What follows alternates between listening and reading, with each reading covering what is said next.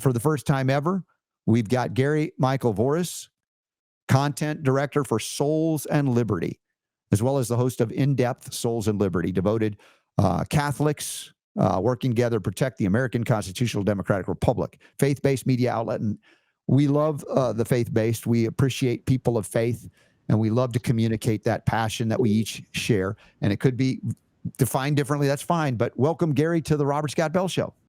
Thank you so much, sir. I really appreciate you having me on and listening to what you're saying. God bless you, and God bless all your viewers. Good for you.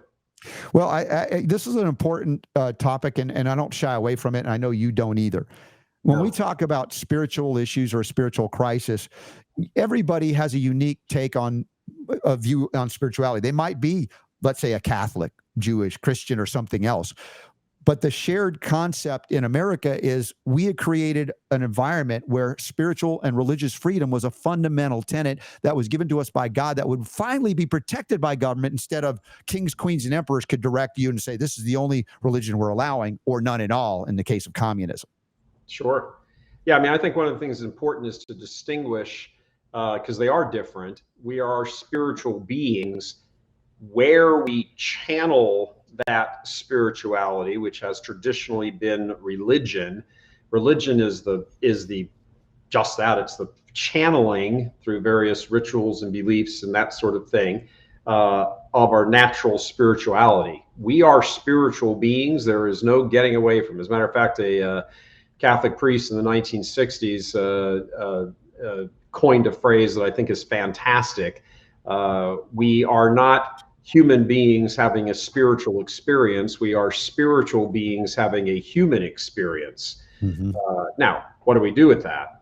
Well, if you recognize, as you so aptly say there correctly, our spirituality, what is our spirituality? It's our will, it's our intellect, it's our memory, it's our emotions, it's all of the non-material, still tangible, but tangible in the sense of the spiritual realm, not the material realm. And we're a composite of both of those. All of that is given to us by God. Our bodies, as well as our souls, are given to us by God at the moment of our creation. They're given to us by God. We are created by God for Him. That's it. And no government, no man, no body can inject themselves into your path towards God. I'm talking to you. You looking here, communist Democrats? You listening? Mm-hmm. You can't deride people's faith and capitalize and weaponize their emotional, spiritual pain against them, which is what they have become masters at doing. All the while to convince us that we're not really created in the image and likeness of God. They'll blather that when they need to for votes, but they don't really believe it. If you knock somebody off their point of origin, that you're from God, well, then you've destroyed their destiny, which is to go to God. So their lives become completely, a complete upheaval. And they just run around chasing and doing whatever they want, and we all get ourselves into emotional binds. Yeah. That's just the sad reality of, fallen human beings in a fallen world. You mentioned, Gary, a word, injection. It's a very fraught with danger word now, because it's become not just a thought of injecting thoughts, right? But actual injections violating the fundamental tenets of bodily autonomy. And it's not just the Democrats, but it's a big part of it. And those authoritarians we discussed a little bit last hour with Kamala, who apparently has no actual principles to stand on. She's just will do whatever she's told. And then this guy, Tim Walz of Minnesota, totalitarian, tyrannical lockdowns, and having his police not taking on rioters that were burning and looting, but people who were standing on their porches to go inside, shooting them with paint guns. And I recognize how far we have strayed from that protection of individual liberty, including bodily autonomy, and fundamentally violated it based on, I opened the show today, this second hour, about the whole of society, based on a collective, we got to do it for everybody, like a product that doesn't work unless everybody takes it. How absurd is that? How dangerous is that when people can be manipulated into believing that the Church of Pharmaceutical Mysticism, pharmakia, based on sorcery, knows more than God about control or care for our bodies. Sure. I mean, I think one of the things that would be interesting if you're zeroing in on Kamala and Tim Walz in particular, when we're talking about bodies and souls, his hatred of children, and that's what it is.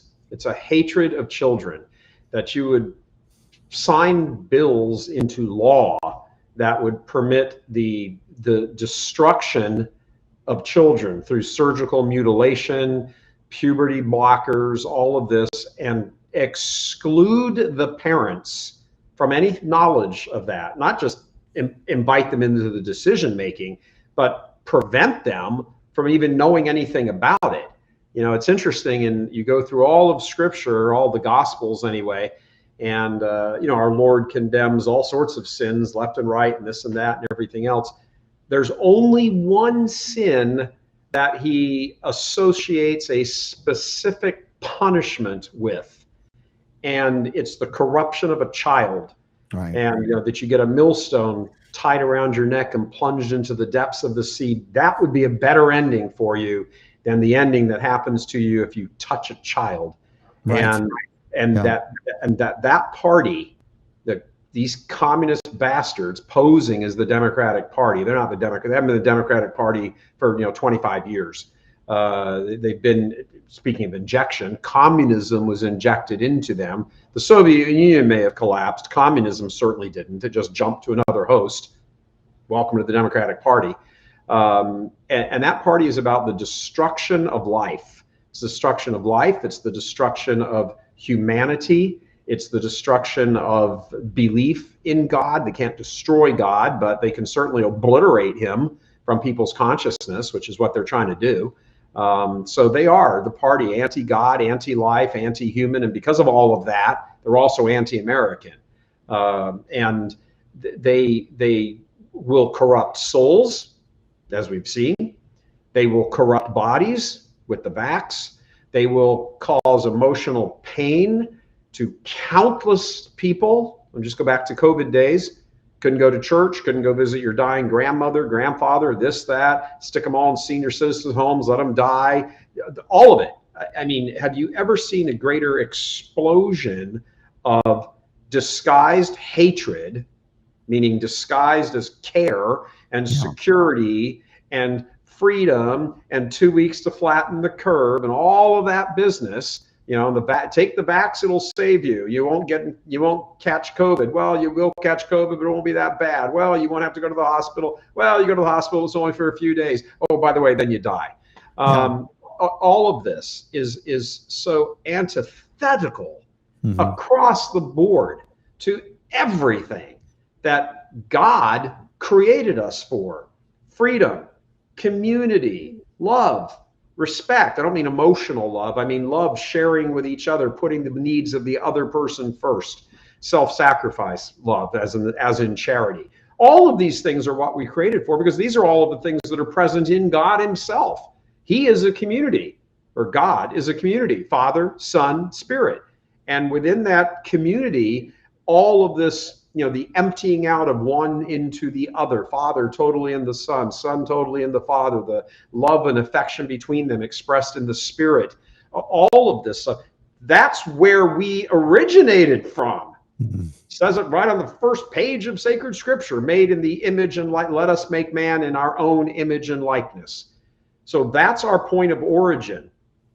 If there is a force, a political force, which there is, in the world right now that seeks to overturn that truth. It is a truth. It's not just somebody's opinion. It's a truth. If they want to overturn that truth, which is divine, then the source of that movement to overturn that truth is satanic and demonic. And that is who the Democratic Party is. Yeah, often use the term Luciferian in a sense. That, absolutely. It actually turns away from the light of God in so many ways. And we look at Lucifer as like a light. It sort of means that, but it's like the abandonment of it. We're talking with Gary Michael Voris. And he's got soulsandliberty.com. You guys can check it out. It's in the show notes today at robertscottbell.com. There's, the link you can go into and review and learn more about it. It's got a Catholic worldview. And, this is a place where we welcome people of faith. And, because we have an audience that's filled with various different faiths. And I appreciate and celebrate that we can uplift one another rather than degrade and denigrate. But as you point out, there are certain segments of our society that are invested in having people turn away from it because, and not to get even more controversial, if this is controversial, it shouldn't be, but you mentioned the abuse of children, which is like, that's the thing. Even if you go to prison and the prisoners and people that have broken various laws, even violence, they find out you've abused children.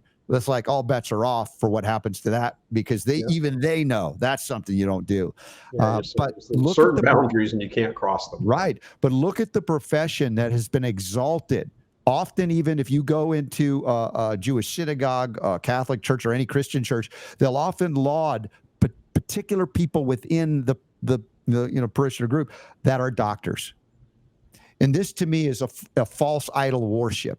It's one thing to achieve levels of mastery in certain things or even in higher education, but to put them above, and this is a profession that doesn't threaten with delicensing at the very least, much less criminal prosecution, people who are willing to butcher children, as you've described, to alter their bodies and put them on cancer-causing chemicals for the rest of whatever their lives have left when they're children. So to me, we can't limit it to what we point out to what's wrong with Democrats. And I mean, there might be individuals within it that don't ascribe to that, but overall their policies are that way. And I'm not accusing every doctor of being that, but by God, the profession itself, that the fact that it's trade associations outside of maybe the Association for American Physicians and Surgeons, AAPS online, are not speaking out against this, says a lot about the investment and the principles that they don't have or share with, I'd say, protecting children. Yeah. I mean, if you can't protect your children as a society, your society is doomed. I mean, think about the various stages by which children and life at its earliest origins are attacked. First, there's the reign of contraception. Contra, against, ception, conception, life. That the culture has agreed to decouple procreation from the sexual act and make it all about pleasure.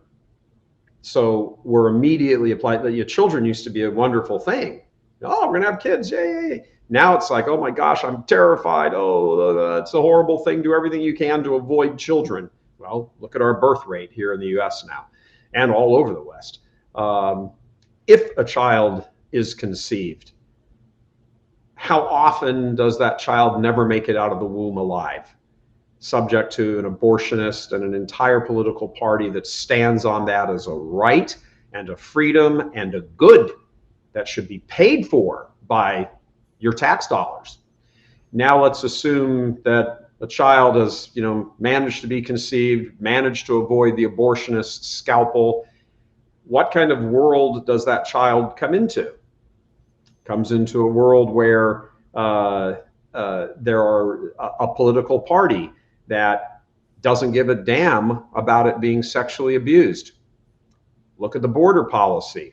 How many thousands and thousands and thousands of children are brought across that border in illegal immigration and sold into or purchased or whatever the individual situation might be, so that adult men can have sex with these children and destroy them psychically for the rest of their lives. And yet, hey, Gary, what you're saying, it's things we definitely cover here on the show. We're in agreement. Yet I remember growing up, and we went to the school libraries. We had public libraries. There were reading hours and things like that. But never do I ever remember that they were like, "Hey, drag queen reading hour for kids." I'm like, right? Yeah, I mean, it's when our Lord says, "See that you do not scandalize one of these little ones, for I tell you, their angel beholds their Father's face in heaven." and greater than, the millstone tied around your neck. There's multiple ways to scandalize a child. Scandalize in the sort of larger sense of damaging the child, not just doing something, that's horrible in front of them. The sex abuse, the mental, emotional abuse that children go through, they're constantly exposed to, the porn, all of it. Every age. I'm like, why can't we let kids be kids? Why can't, there's enough that you got to figure out as adults on this planet to do this for, it's like, look, I believe in freedom. If you're an adult and if you're not violating the rights of others, that's a different story. But these are kids. How is it that they don't have that distinction to go, that's clearly wrong. These are not adults that have the capacity to know what's going on in that sense. And you want to do that? The answer to that is actually simple and also diabolical. If you produce generations of children who become adults who have been so psychically damaged that they are easy fodder for you to maintain control. If you're an anti-God, anti-human government, you want people reliant on you. You want their vax. You want them to want your vax, to want your drugs, to want your pharmaceutical industry. You want them to go see like horrible therapists. And, I see a therapist who's a fantastic guy. I'm talking about bad ones. Sure, but Gary, you want a sick population, physically and emotionally, dependent, because they have to turn to you and become reliant on you, and you maintain your power. Here's one of the sick, awful people these people are. Gary, here's one of the techniques that they're using, the collectivist political left, Democrats largely. They're saying in various states like California, New York, we want to give kids the power to get a vaccine without their parents knowing it, for instance, to have consent. Again, what is the age of consent? Typically it's 18. And because we've assessed that, you don't have the knowledge or the depth of the consequences of your actions. So that's why parents are supposed to protect the kids until they become adults or out on their own. Sure. And someone would say, well, see, isn't that good? Because some parents don't know how important this stuff is. I'm like, no, they do, in fact, and they're making decisions based on parental authority, which is what we're granted until these kids grow up to be of the age of consent. And yet they wanted to lower that age of consent. I think this is a surreptitious way. They're utilizing the medical excuse, the fear of virus excuse, to say, hey, see, they are old enough to decide that they can get vaccines. They're old enough then to decide that they can get a surgical procedure that can permanently alter them. And yes, they're old enough to consent to get into a sexual relationship with an adult while they're still kids. You see that it's just the natural extension of an unnatural thing. That I believe that's part of this. And I don't know that everybody's aware of that, but I think that's an important part of this discussion. I don't even think it's a part of it, sir. I think it's the whole ball game. Destroy generations of people so that you can maintain your power. Because you can't do this to children and not think there aren't going to be long-term devastating effects. And the more you do it to, and the longer you do it, and the more those ripples keep going out, eventually the scales tip, which is, I think, where we are right now, November 5th, I think that's where we are. The scales tip one way or the other, and then you seize absolute and total control, and that's it. And one of the things is interesting. I mean, this is a party on the other side that kills children in the womb, pulls their little pieces out, and then sells them, and mocks it. Has fun with it, makes jokes about it. I don't know that there are I don't know that there are depths of hell too deep for people like that. And then in California, for example, you've got the great big push, as you mentioned already, for children to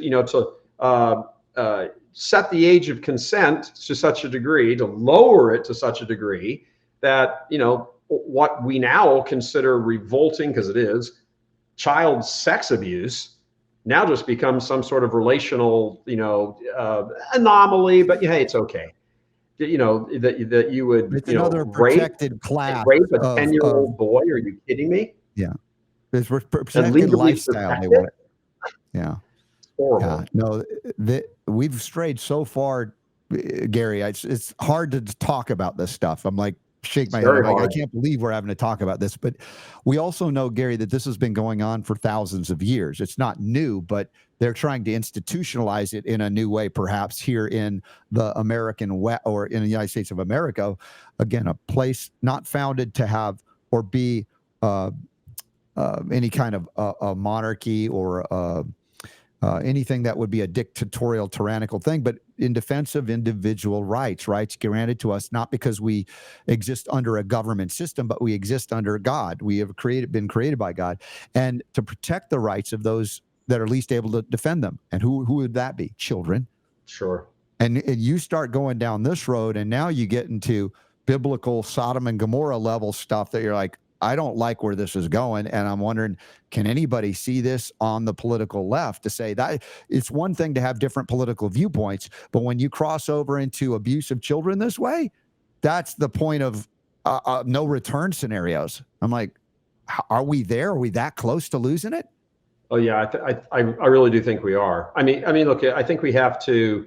Tucker Carlson gave a speech the Friday night before Fox let him go on the next Monday. He was giving a speech to the Heritage Foundation. And I was watching it. It was online, and I was like, "Oh, look, he gets it."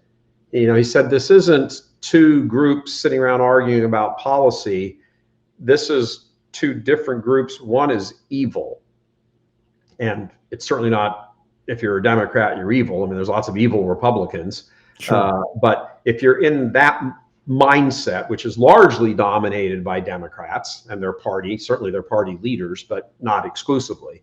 Mm-hmm. If you are of the world in a sense or a belief that all of this stuff is somehow permissible, you're operating in the realm of evil, of the demonic. And you may not necessarily realize that consciously, but you are, because look behind you and look what's in your wake. Millions of dead children, millions of abused children. How is this different than King Herod? It's just the only way it's different from King Herod in Bethlehem is just the number. That's all. I mean, I think the historical estimation is that 30 or 40 innocent babies were murdered in Bethlehem. Boys under two and under were murdered by his soldiers in Bethlehem. That's horrific. I'm not certainly excusing that. The only difference here is that it's just the number. And you have a political party dedicated to the satanic glory, well, you put it in quotes, the satanic glory of child murder. Right. And if they do happen to escape the murder part of it, then you screw them up for life. And you put them through horrific emotional terror and horror. That anybody could possibly cast a vote in good conscience for anything even close to that. And then some of it, perhaps not realizing it, at least to its full extent. Well, shame on you for not investigating it. But there are people who will go vote because of that. Please, I'm sorry, we're not the same. We're not the same. No, and I want to expand that because, as you eloquently said, it isn't 100% of Democrats. We're not doing collectivism here, but as you point out, the leaders, there are certain key elements of that really have institutionalized or attempting to do so even more. And yes, there are Republicans that are very problematic on some of these issues as well. And I've said this about folks that are staunchly what we would call pro-life. Some would say anti-abortion, but you don't believe in taking the life of an unborn baby. Yet this is a Republican defect, not everyone, but it exists. Yet you're willing to drop bombs on women and children in foreign lands without a declaration of war in the people's house as prescribed by the Constitution. I think that's a cognitive dissonance that is equivalent in some ways to, look, you're against doing it this way, but you're okay doing it that way. And I recognize that we live on a planet that is rife with war throughout its history, but our founders had the wisdom to say that's one of the most serious things that you can engage in, and we want to make it as hard as possible for you to engage in it, to make sure it is righteous. Ron Paul used to talk about, I think, the Christian doctrine of just war, right? Based on defense, based on you've been violated, or, as opposed to going out and doing some of the things that have been done. So it isn't an exclusive, as we talk about. Some people might say, oh, you just hate Democrats. This isn't about hating. No. This is about acknowledging and pointing out things that are horrifically wrong, that any human being, if you step back and would assess it, go, yeah, no, that's not what I'm all about. And having people finally maybe speak up against it. Yes, at the risk of maybe you lose an election or 2 or 10, but you're not willing to sacrifice your fundamental spiritual values because it's convenient, because you like some of these other things. Yeah, no, that's it. I mean, people make a choice. Not every choice people make is well informed, as we know, or that's part of our fallen condition. We're not computers. We walk into the voting booth, or we have discussions beforehand, or mail-in ballots or whatever. But we align what we know of. We align our worldview with one of those two worldviews. Neither one of them is perfect, far from it, but one is evil. And you align yourself with one of those two worldviews. And maybe, when I was in high school in the 1970s, I used to do a lot of pro-life work. I'd go around. I went to a Catholic high school in California, and I would go around and talk to different classes and explain to them. And this was just, 2 or 3 years after Roe v. Wade. And, as part of my religion class thing, I'd go to different classes and explain, here are the 4 types of abortion, blah, blah, blah, write it up on the board and the whole bit and everything. So, I'm certainly not foreign to the pro-life, cause or movement, ever. But there is that is now, back in those days, maybe you could get around and say they weren't really thinking of it in terms of a baby. And that was a big argument. It's not really a child, it's a clump of cells and all that. There isn't a person on the pro-abortion side now, and it's not pro-choice, it's pro-abortion, who does not know that's a human being. Please, they know it. Of course they know it. We all know it. Nobody says, if you're pregnant, are you going to keep it? Well, if the answer is yes, well, then it's a baby. If you're not going to keep it, it doesn't, it's not a baby, because you're not going to keep it. It's a baby. And everybody on both sides understands this. They used to lie about it on the evil side, 40, 50 years ago. But so here we are. So you're going to go vote and cast your vote, at least in tacit support for the murder of 1 million children a year and the funding of it and all of that, and put into power, or further power, an operation. I don't want to say it's a political party. Put into power an operation, a mechanism by which more children can be killed and spiritually maimed, physically altered, put onto drugs and all sorts of other horrible things that damage them for the rest of their life well into adulthood. You're going to align yourself with that. I don't give a crap whether they've got a better social policy when it comes to free school lunches. Why? Who cares if the few kids that happen to survive, that for the moment have escaped your clutches, you're going to give them a peanut butter jelly sandwich at lunch, and we're supposed to celebrate that? You hate children. You hate children. Tim Walz hates children. He puts tampons in 5th grade boys' bathrooms. Kamala Harris hates children. She wants them all aborted. And if they survive, she wants them maimed. This is evil. The statement of pro-abortion is not pro-choice. I'm so glad you brought that up, because I bring up the hypocrisy there as well so often, because those of us who wanted bodily autonomy for ourselves and our children to not be assaulted by mRNA experimental injections or any at all. Right. Where is their defense of bodily autonomy then? Was it really about bodily autonomy, or is it all about, nope, we just want to be able to terminate the life of a baby yet born? That's right. So you realize that what they Spot say they on. believe in is not even what they believe in. It's astonishing. And, No, I appreciate your work. And they live a lie. They push the lie. They want you to believe the lie. In order to believe the lie, they lie to you to believe the lie. They're all about lies. Their father is the devil, and there is no truth in him. Now, he might use something, a little bit of the truth here or there to kind of lure you in, but in the end, it's bam, got you. And it was by a lie. It has always been by, it's interesting, that one little interchange between Jesus and the Pharisees, where they start asking him about his authority and who are you to become saying all this stuff and everything else, and he goes back and forth with them, and he says, your father is the devil because you do your father's will, and there is no truth in him. He was a liar and a murderer from the beginning. Well, that's probably something you don't want the Son of God saying to you. Yet here we are 2,000 years later, and you're right, this stuff has gone on throughout all of human history, but to reach the level that it's at now, I mean, people used to be ashamed of child sex abuse. They didn't form organizations called NAMBLA that try to push legislation in California where you can have sex with a 12-year-old and it's fine. That's the difference. When you talk about tolerance, you can't tolerate the abuse of children. That's participation in evil. And I think that should be clear. I know it is here in this audience for this show. And Gary, it's nice to connect with you. What does your organization do as you wrap up here for anybody that might want to participate or support what you're doing? Sure. It's soulsandliberty.com. We're a Catholic, but not exclusively Catholic. Most of the folks who work for us are Catholic. We all work together, are collaborators here.